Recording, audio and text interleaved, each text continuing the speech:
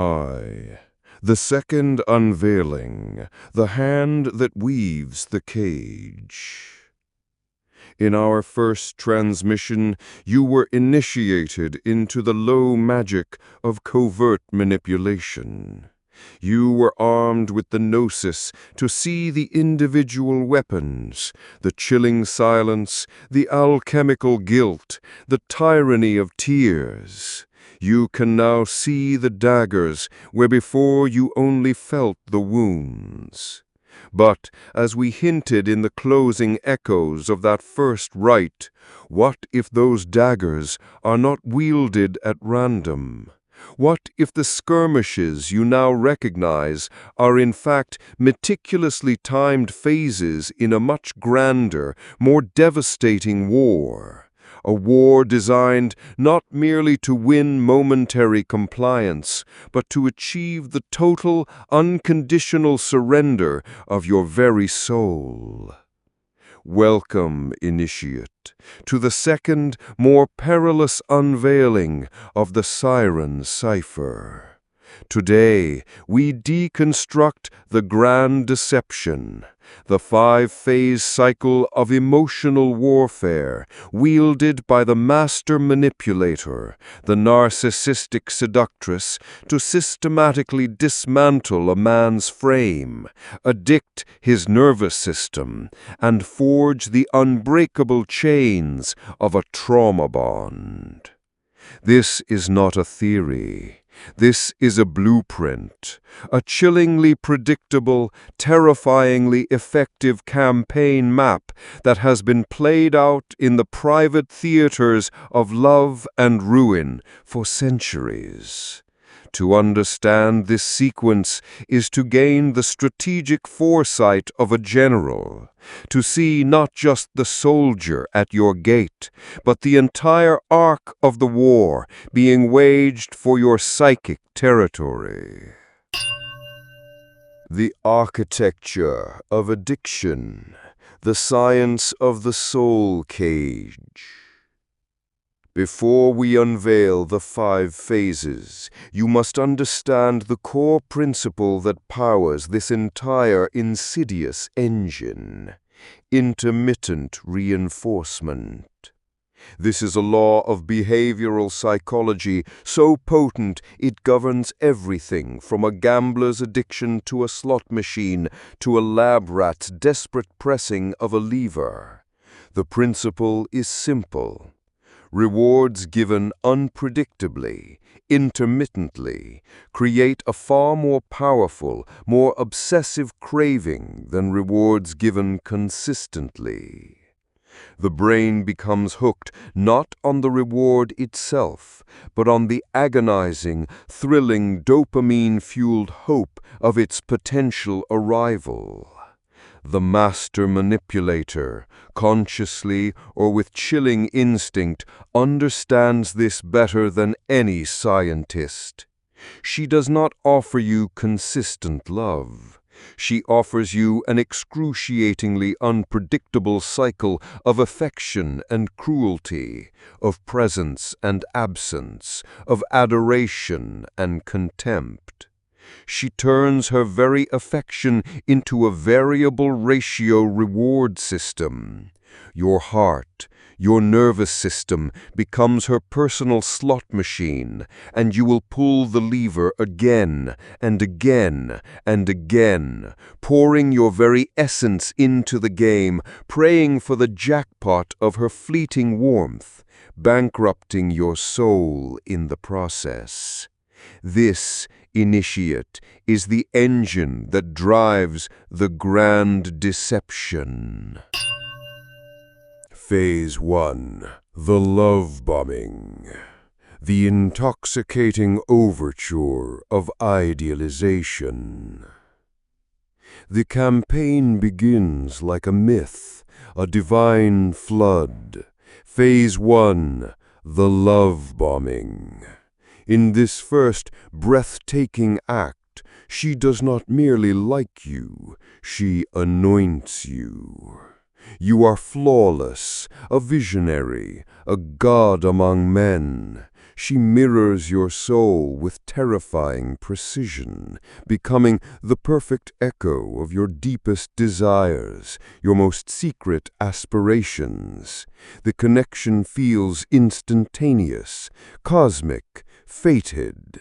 You are inundated with affection, with praise, with a constant stream of validation that feels like coming home to a kingdom you never knew you were destined to rule. This is not love, initiate. This is a calculated psychological siege. This overwhelming idealization serves two critical, strategic purposes.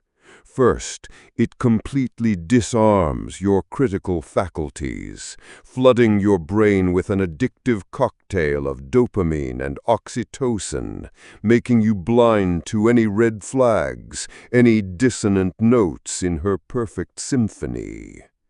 Second, and far more insidiously, it establishes an impossibly high baseline of ecstasy, a baseline she will, soon, with surgical precision, weaponize against you.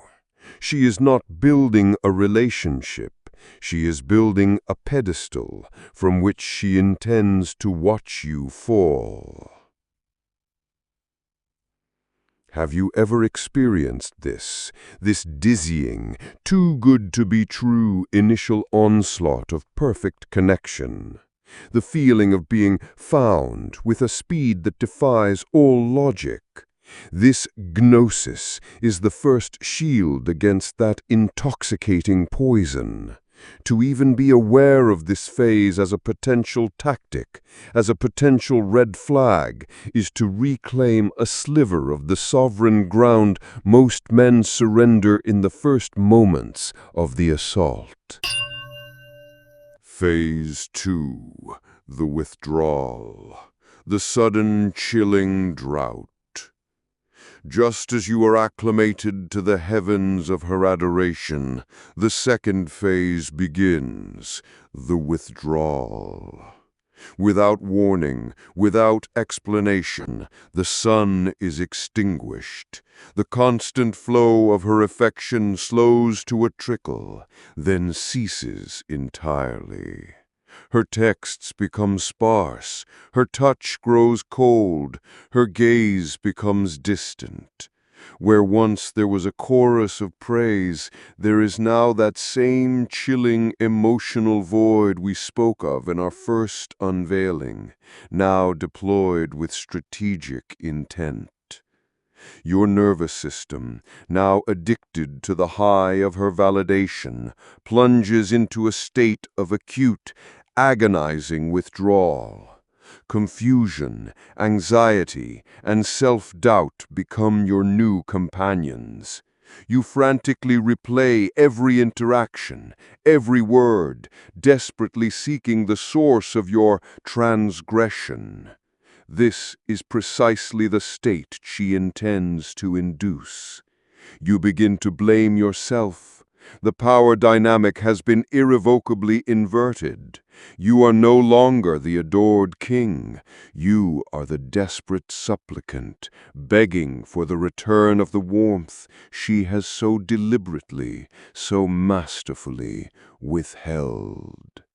The hook, once set, is now being brutally, effectively tugged. Phase 3. The intermittent chaos, the push-pull of ruin and relief. Now the true torture begins. Phase 3. The intermittent chaos. She does not abandon you completely. That would allow you to heal, to disengage. Instead, she draws you into a dizzying, disorienting push-pull. The cold withdrawal is now punctuated by brief, intoxicating bursts of the old warmth. A week of chilling silence might be broken by a night of breathtaking passion. A day of cutting remarks might be followed by a tearful, seemingly sincere apology. This is the intermittent reinforcement engine running at full, terrifying capacity. You are kept in a perpetual state of hope and despair. You cling to the fleeting moments of goodness as proof that the real her, the woman from the love-bombing phase, is still in there. That she can be saved if you just try harder, if you are just better. This, initiate, is the very mechanism that forges the trauma bond. You become addicted not just to her, but to the cycle itself. The profound relief you feel when the honeymoon returns is so potent precisely because it follows a period of torment. It's a neurological trick of the highest, most insidious order. Have you ever felt this? This cyclical madness? The feeling of being on a relentless emotional roller coaster where the dizzying highs feel worth the gut-wrenching lows? What was the small kindness, the fleeting moment of warmth that you clung to as evidence that the relationship was still worth it, even as the chaos raged? Share your gnosis of this harrowing dynamic in the comments. Your recognition of this pattern is a sacred act of defiance against the spell. Phase 4. The vulnerability bait. The damsel's final snare. Just as your spirit begins to break from the chaos, just as you contemplate escape, she deploys her most sophisticated weapon. Phase 4. The vulnerability bait. She crumbles. She presents herself as the wounded bird, the damsel in distress, the fragile victim of a cruel world. A sudden, tearful confession of past trauma, a feigned crisis that requires your immediate rescue, a dramatic declaration that she cannot live without you. This is a masterstroke of psychological judo. Your anger, your frustration, your resolve to leave, it all evaporates, replaced by your deepest, most noble instincts to protect, to save, to heal. You are no longer her adversary. You are her white knight. Any thought of abandoning her now feels like an act of profound cruelty. And what is the price of falling for this gambit? The chains of the trauma bond are now reinforced with the steel of perceived responsibility. You are not only addicted to the cycle, you are now morally, existentially obligated to remain within it. You are her self-appointed savior, and a savior cannot abandon the one he has sworn to save. The cost of remaining ignorant of this tactic is not just your emotional well-being, it is the total subjugation of your own life's mission to the endless, chaotic drama of hers. Seduction Noir teaches you to see the difference between a genuine cry for help and the strategic performance of fragility. Phase 5. The honeymoon relief, resetting the addictive cycle. And so the storm passes. After you have been broken down, after you have recommitted as her savior, she grants you the reward. Phase 5. The honeymoon relief. The love bomber returns. The affection is lavish, the sex is passionate, the praise is intoxicating. All is forgiven. The nightmare is over. You are flooded with a euphoric relief so profound it washes away the memory of the preceding chaos and pain. This, initiate, is the final brutal genius of the cycle. This honeymoon phase is not a return to love. It is the resetting of the trap. It reinforces your addiction, validates your decision to stay, and gives you just enough hope to endure the next inevitable descent into withdrawal and chaos. Each time this cycle completes, the bond deepens, your identity erodes further, and your ability to leave diminishes. You are now fully, completely enslaved. You have now seen the full blueprint of this grand deception. You see how the individual tactics of covert manipulation are not random, but are woven into a devastatingly effective campaign. You see the architecture of the cage. If this revelation of the complete sequential war plan has armed you with a new terrifying level of clarity, if you now see the hidden design where before you only saw chaos, command the like button now. Acknowledge that your eyes have been opened to the deeper game. The Sovereign's Reckoning. The unseen generals of the war. To see this cycle is to take the second, crucial step towards breaking its spell. But seeing the campaign map is not the same as understanding the mind of the general who drew it. You have seen the weapons, you have seen the war plan. But what of the ancient, archetypal forces that animate the warrior? What of the mythic, impersonal energies that she, perhaps unknowingly, channels with such devastating effect?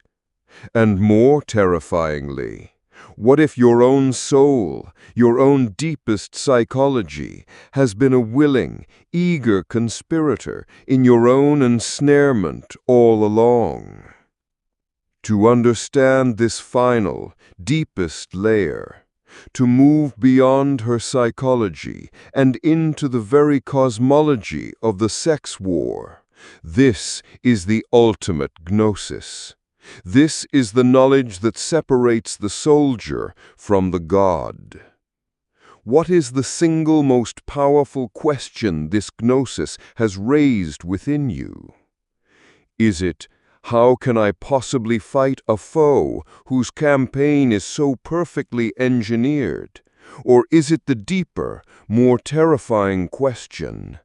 What if the true enemy is not her, but an ancient curse that lives in us both? Your hunger for this final unveiling will determine your readiness for true power. This path of gnosis is not for the faint of heart. It demands relentless courage. Subscribe and strike the obsidian bell of unveiling now, for you will not want to miss the third and final transmission of the Siren's Cipher. In that climactic unveiling, we will confront the archetypal curse, why you are powerless against her darkest spells. We will name the ancient demons, the irresistible archetypes, and the treacherous illusions of your own mind that give her campaign its ultimate, soul-shattering power. You have now seen the battlefield in its full, terrifying scope. Prepare yourself, initiate, for the final gnosis will reveal the very gods of this eternal war.